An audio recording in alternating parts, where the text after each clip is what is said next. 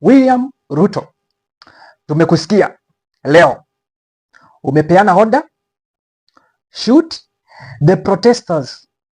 Hiyo order umepeana, that is the order umekuwa ukipeana hapo awali, and we have been blaming the cabinet secretary for interior, Mr. Murkomen, for example, for the orders he gave last week, instructing the police officers to shoot any protester mwenye anaweza kuwa an approach police station.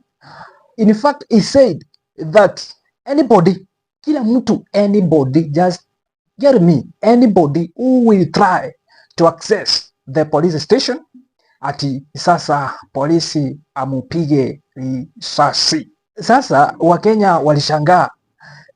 For example, mwizi akituvamia, ama for example anybody amerepiwa, anything yenye imefanyika kwa mwananchi, sasa ati asiende kuripoti kwa police station eti in fear that atapiwa risasi. Kumbe today tumejua ya kwamba you are the mastermind, wewe ndio unapeana hizo orders. Bana President, we know things are not good. We know protesters sometimes wanafanya vitu mpaka wanapita kiasi, but I think the statement you have given today is so insensitive. The statement, the instruction you have given to your police today is so insensitive. Yeah, you could have done better. Now, if you say that in daylight, okay, probably you are trying to say that so that tukusikie ndio you achieve your goal. Your goal probably is to spread fear among Genzs that yo, ukienda nje mazee ni kunoma sana. But mtu unaambia ni kunoma ni mtu wako fearless. Mtu unaambia ni kunoma ni mtu ajali kabisa. Ati yo, hata hataki kusikia hizo ujinga ati kuna mtu anauawa somewhere, atajitokeza tu kwa street. Those guys have demonstrated that they are fearless. Those guys have indicated that there's nothing which is going to deter them from airing their views anytime soon. So there is no any kind of false propaganda. There's no any kind of false information or misinformation. There is no any kind of fear. I know those fears were being propagated by the bloggers of the government and other government agencies. It is now very clear. Umekuja wazi. Nini na happen kwa giza? Kama hii ni mchana kweupe, umekuja mbele ya Wakenya na wewe ndio kiongozi wa taifa na kusema kwamba shoot them, shoot, wapige. Nini nafanyika kwa giza place ya tuko wakati mko tu na hiyo security yako, security personnel au mapolisi? Nini unawaambia? Nini unawaambia kwa giza? Kama hii ni daylight, unawaambia tukisikiza na masikio yetu bana. Ati shoot. I know things are not good. Things might not be good. Hata mimi yesterday I said if protesters hawatajua the meaning of protest, why they are on street, then they are fighting a wrong war. Because destroying somebody's property, looting somebody's properties is not one of the reasons why we are on street. The core reason why young people work on the street is to air their views. High rate of unemployment, police brutality. Now that tumesikia Ruto pia amewafuel kabisa, amewapea mafuta waendelea kuwachapa na kuwaua wananchi.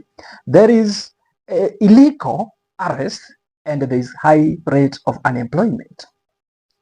Mr. President, you could have done better. And as I advised you earlier, the best thing you could have done is to install hope to these otherwise hopeless citizens, the Genzs.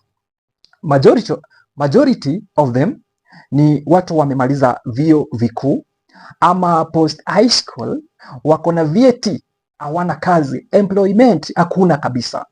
Majority of them wako na mandugu zao, madada zao, makazini zao, marafiki zao, wameona ya kwamba wameachieve hizi na zile, wako na vyeti but hakuna employment. Wanaona vile wanateseka, wanaona vile maisha inawachapa, so wanaona instead tukae kwa nyumba tukufie tu kwa nyumba. Why can't we be on the street tuweze kusema vile tuna feel? Probably the government inaweza tusikiza, and they have read, they have the information, they know the constitution, they know they are protected. Protest have a right. Everybody, every Kenyans have a right to protest. So protest is not against the constitution. So, Mr. President, we have heard you. But let me tell you something. Look for alternative ways to solve these issues. Dialogue could have been better, but it seems that it's not going to bear any fruits. Seems that it's going to be very difficult to have that dialogue. So, Mr. President, the best alternative is to give hope to these citizens who are otherwise hopeless. Waambie tu like, yo, we are doing something behind the scenes and soon everything will be okay. Watasikiza tu, labda ndio wanangojea tu brezo bana, umeona tufanye hii na hii na hii, yani hiyo nini yote iende bure na you have not said anything, then hatuta surrender. But wakati watakusikia ukisema ya kwamba niko na hii solution, kindly bear with me, be patient as we try to solve your issues. Hiyo tu wanaweza kuwasikia na wawape time. Without that, that mumeenda mkajifungia mkasema wacha tuseme hii eti ndio to instill fear to this youth, it is not going to work. Hata wewe umeona ya kwamba ita work. These guys mmekuwa, this is something you have been doing in the past na ijazaa kabisa matunda. You are doing this, you are trying to spread propaganda here and there, you are trying to spread fear here and there, but after that mumeona watu sasa wengi kabisa wakikuja kwa street. Umejaribu kuua more than 100 youth wameweza kuangamia, including innocent people. Now that you are giving that order, yesterday tuliona yule mtoto wa miaka 12 alikuwa ana watch TV kwao tu, hakuwa kwenye demonstration. It is very clear that whether uko kwa demonstration ama uko kwa nyumba yako, risasi tu inaweza kupata.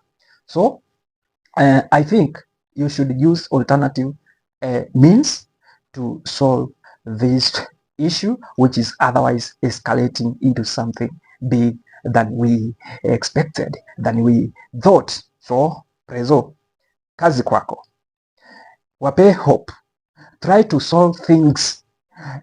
Appear busy. Don't give huge promises.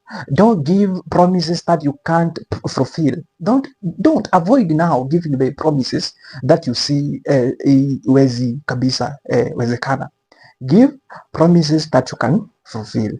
That is the only thing. Otherwise, if you understand the reason why these guys are on the street, as much as probably there is a hand here and there, but you can't say that hii demonstration tunaona all over Kenya etijaanza tu out of nowhere. No.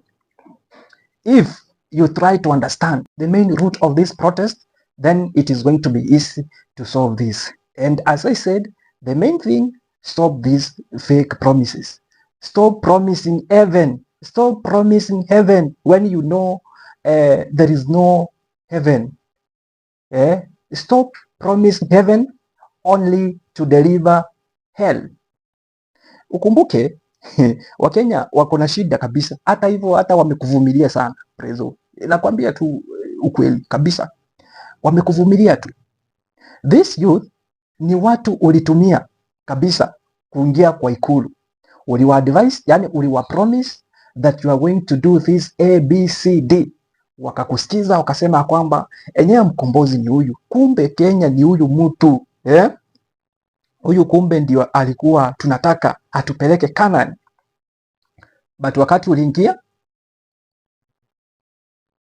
3 years now, hakuna kitu nifanyika. What do you expect Prezo? Hata wewe una expect nini? Okay, we have heard you. Umesema ni 41 verses 1. Umesema kabila inakufight ni Wakikuyu. Umesema Genzs ni Wakikuyu. Umesema the main financials ni Wamnyoro, wale watu from the Kikuyu. If it's Kikuyu versus other tribes, that is what you are trying now to sell. That is the narrative now you are trying to sell. I don't know whether Kenyans are going to buy that. Sijui kama watanunua, Kenya watanunua hiyo. But we have seen that you are trying to sell that narrative so that you play a sympathy card. Unataka huruma tu. Yes, that is what you want. Ati Uhuru alikuwa miaka 10 yake ikaisha, amukuleta vurugu. Mwai Kibaki vivyo hivyo. Sasa mimi kwa sababu niko mkale ndio mnanionea. President, that is not going to work unless you need to do something. President, that is not going to work. Get down into serious business, do something.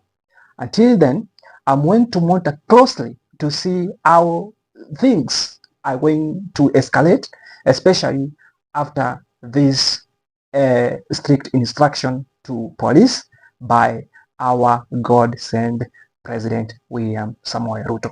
Ladies and gentlemen, my name is Hesie Born. See you in the next episode.